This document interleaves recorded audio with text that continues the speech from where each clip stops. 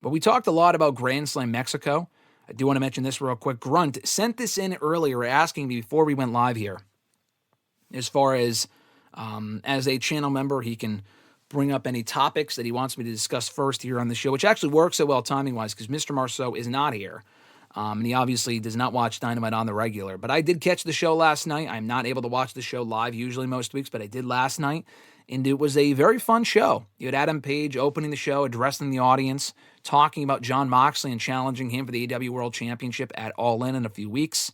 And I thought that was a cool segment to start the show with, speaking entirely in Spanish for the entire segment, which I thought was cool. Very impressive as well. And Adam Page, honestly, I think he has been for a while, but he's got to be my favorite AEW wrestler on the roster currently. And he probably has been for a few years now, just without me really coming to terms with it. I just feel like his character evolution has been so fucking great. And it makes me even more disappointed knowing now and thinking now that he probably is not winning that championship at All In. He's very likely not beating Jon Moxley for that championship at All In. But I think the road that they're taking to get there between what they did here and the end of the show is well done. It's going to be very disappointing when he loses. I do not see him walking out of that show the new AEW World Champion. It's probably going to go to Darby at some point. I think there's a very real possibility where they have Moxley beat Adam Page at All In, beat Ospreay in England, and then lose it to Darby probably sometime in September, probably at All Out. Probably at All Out in Canada or in Toronto, whatever. Which I know Grunt, I think, is going to be there for, so he'll probably love to hear that. But I would prefer Adam Page being the one to take the championship from Moxley, just get it over with, rip off the Band-Aid. I just don't see that happening. We also had a 14-man tag team match that you guys mentioned in the chat earlier. Atlantis Jr., Adam Cole, Templario, which I misspelled here in my review, Daniel Garcia, Brody King, and Bandito, beating Dax Harwood, Volador Jr., Hechicero, who I fucking love, by the way. Anytime I've seen Hechicero on AEW television or on Ring of Honor TV, I just love the guy. I just love his vibe. He's very good in the ring. I love the theme song. Hechicero, for whatever reason, has quickly become a favorite of mine from the CMLL partnership.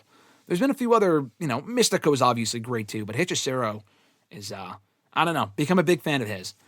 And then also the other members of the Don Callis family, Konosuke Takeshita, Josh Alexander, Kyle Fletcher, and Lance Archer. That was the 14-man tag team match. The Babyfaces won. I thought this was a lot of fun. The finish felt abrupt with Atlantis pinning Harwood. They've been feuding in recent weeks, so I guess they want to continue that. Harwood did attack Atlantis afterward. Atlantis is 50-something? Let's look it up. Atlantis wrestler. He's got to be high 50s. He's 62 years old, and he won last night, pinning Harwood in that tag team match. But I thought it was fun for what it was. I thought everyone kind of got their time to shine, and they worked well together. It was a very fun match. You had Kazuchika Okada taking on Mark Briscoe in a non-title match. Also a good match. We've seen this match before, I believe, as part of the Continental Classic last year, but this was a well-worked match. Good way to get Okada on the show after laying out Omega last week. I was wondering when he was attacking Briscoe, I'm like, where the fuck is Omega? Is Omega just a bad person and not saving Briscoe on purpose? What's the reason for that? And then I remembered that it was, Okada that took Omega out last week with that ridiculous angle where he made him bleed from the mouth and all this other sort of shit. So that's why Omega was not on the show last night. But I thought the match itself was good. I enjoyed the match for what it was. Mystico and MJF, I thought had a great, very fun match. Hated the disqualification non-finish with MJF low-blowing Mystico to cost himself the win. But I thought the match itself was a lot of fun. They worked really well together. And like I said to Grunt earlier when he brought it up, Mystico came across like a complete star in that match between the entrance and the crowd singing his song and the energy. And the guy is very, very good. I mean, I really don't know what went wrong with his WWE run. I know he didn't really know the language all that well.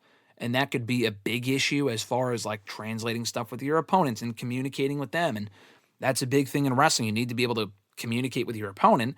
And if you speak zero English, that could be a bit of a problem.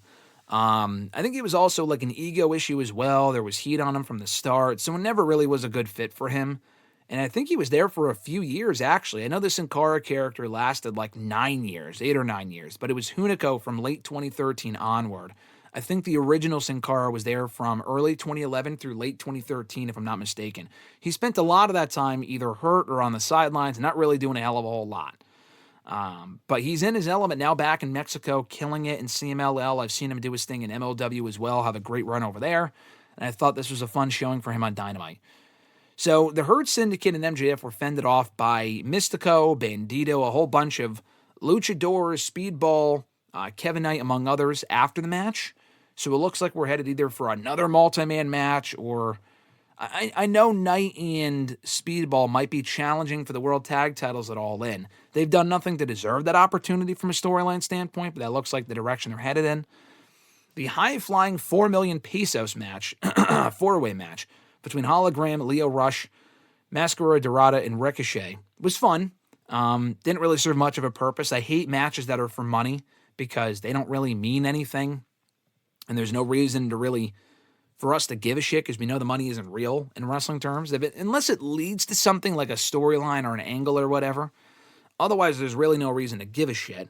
But as a match, it was fun. Hologram remains undefeated. I was surprised Ricochet, honestly, was even in this match, because it feels like he should be above this sort of stuff that doesn't really mean much. He should be out there winning other matches or involved in something more important, which he was previously with Swerve and with Mark Briscoe for a brief bit. Now he's kind of back to being directionless for some reason. I'm not really sure why. But nonetheless, I thought that was a fun four-way.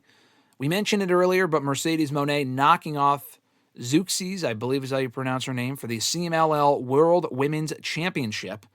The match itself was fine. It wasn't really a great match by any means. It was more about Mercedes just becoming champion yet again and adding to her collection. So she now has 6 belts, I believe, in her possession.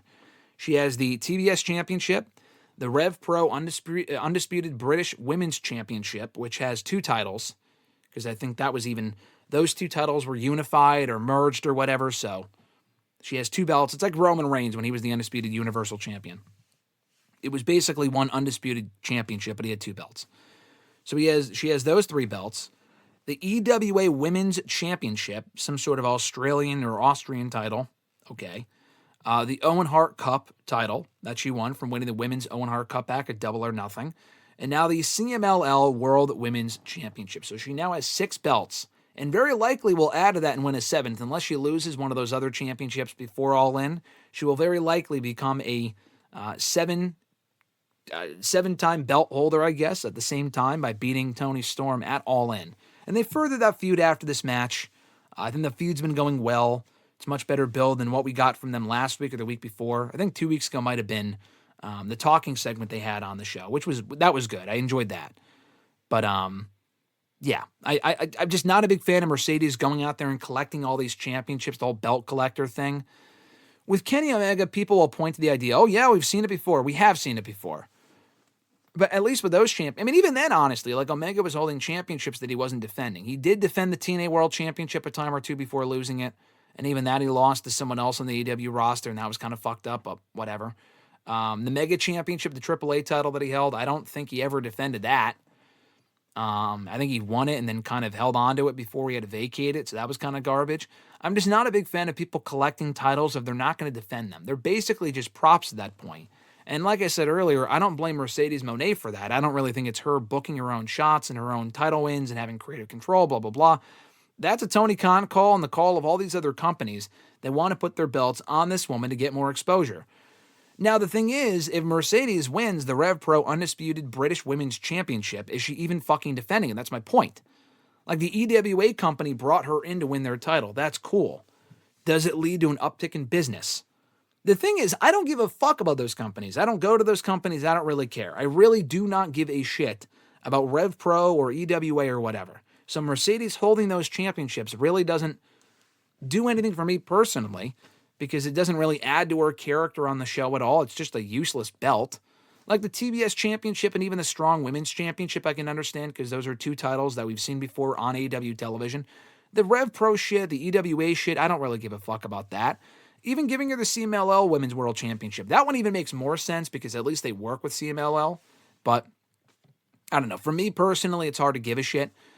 And I also don't really love the idea of her winning all these championships, and very likely the AEW World Women's Championship as well, come All In, beating Toni Storm for that title. And then just, her slow descent into madness. Like someone mentioned in the chat earlier, which I'll get back to in a moment, I think for me, it would make more sense. What I would enjoy even more is her losing those championships by first losing to Toni Storm at All In. That's what kind of starts her descent into madness. I just feel like that would make more sense, at least in my personal opinion. Anyway, so we had the main event on that show last night, the Grand Slam Mexico edition of Dynamite. The Death Riders, Jon Moxley and Wheeler Yuta, teaming up with the Young Bucks and the Beast Mortos to knock off Swerve Strickland, Will Ospreay, and the Ops, Samoa Joe, Katsuyori Shibata, and Powerhouse Hobbs. Another fine main event. I wasn't a real big fan of the finish. I know you want to keep Moxley strong before he challenges or rather defends against Adam Page at All In. I get that. The Death Rider shit is just fucking death, and having him pin Swerve of all people just doesn't really make sense to me because he's not feuding with Swerve. He's already beaten Swerve. Have him pin fucking Shibata or Hobbs or something. I don't know. I just didn't really like the idea of Moxley pinning Swerve, who won't even be involved with Moxley at All In. He'll very likely be teaming up with Ospreay against the Bucks. And we got a preview of that match here. And then Adam Page came out to help the baby faces fend off the heels to close the show. So, like I said earlier, I really enjoyed Dynamite last night. I thought it was a very fun show, a great atmosphere in Arena Mexico. That was really the biggest part of the show that I enjoyed. The CMLL stuff I really largely don't care about because I don't cover or watch CMLL beyond what I see of theirs on AEW television and on Ring of Honor TV, which they're a part of a lot. But, I thought the matches were a lot of fun. It was very strictly an in-ring show. No backstage segments, not a whole lot of storyline progression. But the matches themselves largely delivered. And it made me want to see another Grand Slam show in another place. Because I thought the Australia one was great. I thought this one was a lot of fun. Like I said, a Grunt earlier, and like he mentioned, maybe we get one in Japan at some point. I think that'd be a lot of fun as well. And the only issue with last night's show, it didn't really get me any more or less excited for All In. They've had the three top matches set, that being Mercedes Moné and Toni Storm for the AEW Women's World Championship. You have Okada and Omega for the AEW Unified Championship, and Adam Page versus Jon Moxley for the AEW World Championship. But that's it. 3 matches announced for that show so far. That show comes up in 3 fucking weeks. They have 3 weeks to build to that pay-per-view, and only 3 matches are officially announced for that card. That's not good. There's other matches that are looking likely. They should probably get to it already and not just rely on their top 3 matches to carry the build for this show. Because it should be what kind of feels like their biggest show of the year. Literally it is. They're going to have more fans of that show than any other show they're doing this calendar year in AEW. It's not exactly 90,000 at Wembley Stadium, but 20+ thousand, 30,000 at Globe Life Field in Arlington, I think it is still a pretty big fucking deal. So hopefully they can build up that card and really sell people on that show in the coming weeks. But I will say, I am excited for All In. Honestly, it's probably the most excited I've been for an AEW pay-per-view overall. Definitely all year. I can't think of another show I was more excited for in recent memory, honestly, within the last year. Probably since All In last year or the year before. I think All In really has become the WrestleMania with these big, stadiums and them really doing some great stuff on these shows. A lot of big matches and having some awesome matches. I thought All In last year was fantastic. I think All In this year could also be a lot of fun if they put together a quality card, and that's kind of the biggest question right now because they've sold people in the top 3 matches, but the rest of the show, they need to do a better job of setting up the rest of the card. It's kind of my biggest issue with the All In build as of right now.